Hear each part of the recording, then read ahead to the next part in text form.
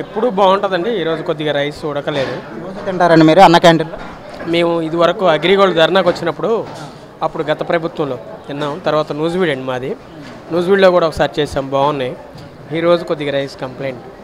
కానీ ఈ ఈ అవకాశం మాత్రం చాలా పేద ప్రజలకు, కొద్దిగా కార్మికులకు మంచి పథకం అండి. గత ప్రభుత్వంలో జగన్ గారి ప్రభుత్వం మరి అన్న క్యాంటీన్లు పెట్టినవి కూడా తీసి ఆయన గురించి మాట్లాడుకోవడం దౌర్భాగ్యం, అసలు చాలా వరస్ట్.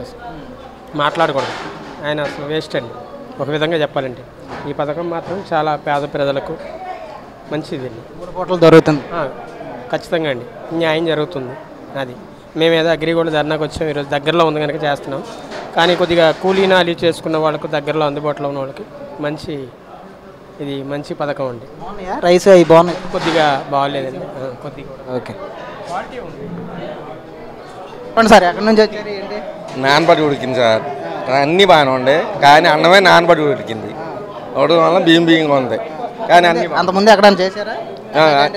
నూజివీడు అన్న కింద చేసాం, అక్కడ బాగుంది, బాగానే ఉంటున్నాయి. బాగానే మామూలు రైస్, పప్పు, సాంబారు, చట్నీ, పెరుగు. మరి అంతకుముందు వైసీపీ ప్రభుత్వంలో పెట్టినవి కూడా తీసేశారు, మీకు ఎలా అనిపించింది మరి అప్పుడు? ఇది తీర్థం చాలా విరుద్ధం అండి.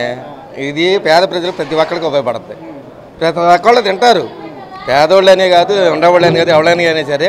ఆకలి వేస్తుందంటే కప్పుకున్న అన్నగడ్డ ఎక్కడ ఉందని ఎత్తుకొని 5 రూపీసేగా అది ఇచ్చి తినేసేసి వెళ్తారు. దానివల్ల చాలా తృప్తి పడుతున్నారు. కానీ వైఎస్ఆర్ ప్రభుత్వంలో తీర్థం చాలా రాంగ్ పాయింట్, చాలా బాధాకరమైన విషయం. అది మళ్ళీ పునరుద్ధరించడం చాలా మంచిది, చాలా మంచిది. అది సార్ హ్యాపీగానే ఉన్నారు, చాలా హ్యాపీగా.